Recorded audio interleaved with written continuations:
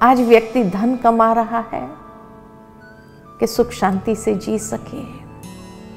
धन आ जाता है, लेकिन अगर कोई अमीर से पूछा जाए सुख शांति आ गई, तो यही कहेंगे भगवान की दया से सब कुछ है, लेकिन यही नहीं है। तो सुख की चाहना में कितनी भौतिक साधन अपना लिए, सुख सुविधाओं को अपना लिया, लेकिन उसके बावजूद भी सुख नहीं आया। सारे भौतिक सुख सुविधा के साधनों के बीच में होते हुए भी मन परेशान है। तो आत्मा की ओरिजिनल आइडेंटिटी सुख स्वरूप, शांत स्वरूप, प्रेम स्वरूप, पवित्र स्वरूप, ज्ञान स्वरूप है। और जहां ये पांचों चीजें हैं, वहां जीवन की सर्वोच्च प्राप्ति आनंद है। आत्मा को कहा ही जाता है सत्य चित आनंद स्वरूप। आत्मा का सत्य स्वरूप, उसकी चैतन्यता की अभिव्यक्ति आनंद से है। लेकिन आज आनंद तो छोड़ो, उसका फर्स्ट स्टेप खुशी भी कहाँ है? खुशी का अनुभव करने के लिए भी लोगों को लाफिंग क्लब्स ज्वाइन करना पड़ता है, बगीचे में जाकर हंसना पड़ता है।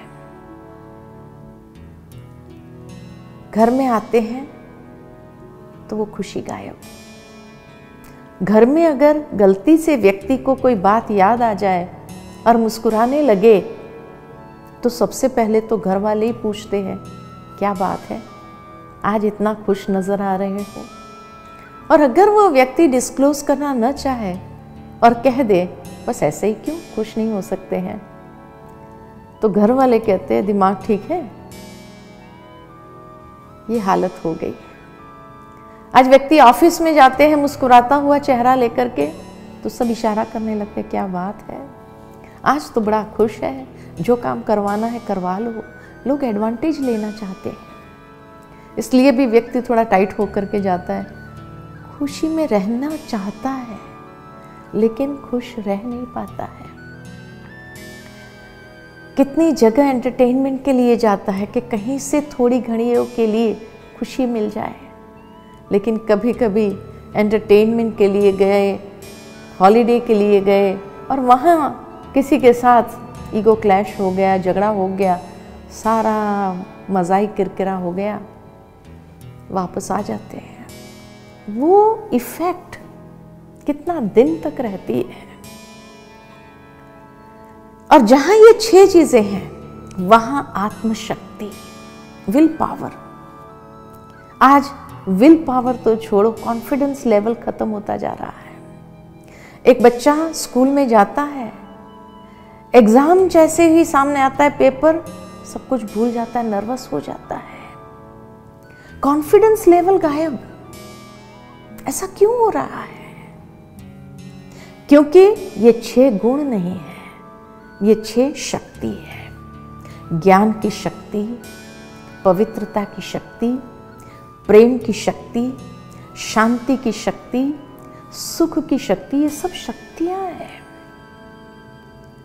और जब ये सारी शक्तियां हैं, तो आत्मशक्ति, विल पावर है। तो ये 7 गुण, ये आत्मा की वास्तविकता है। इसीलिए कहा know thyself, realise thyself. अपने आप को जानो, अपने आप को पहचानो।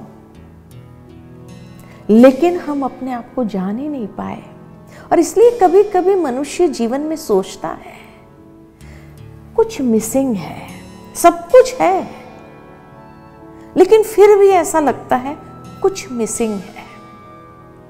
ये 7 गुण, ये आत्मा की वास्तविकता है। जब उस कॉन्शियसनेस में हम रहते हैं, तो जैसे कंप्लीट हो जाते हैं, क्योंकि उसकी अभिव्यक्ति हमारे जीवन में होने लगती है। वो वाइब्रेशंस, वो ओरा इस तरह से क्रिएट होने लगता है जिसमें हम कंफर्टेबल फील करते हैं। जैसे नेगेटिव एटमॉस्फेयर में चले जाएं, तो वहां कभी कंफर्टेबल फील नहीं करते हैं। क्यों? क्योंकि आत्मा के ओरिजिनल आइडेंटिटी से विरुद्ध, विकृत दिशा में है, तो कैसे कंफर्टेबल फील करेंगे। इसीलिए मेडिटेशन माना it's a journey back to the real self, अपनी वास्तविकता के तरफ जाने की एक यात्रा। और इसीलिए मनुष्य ने उसको अनुभव करना चाहा।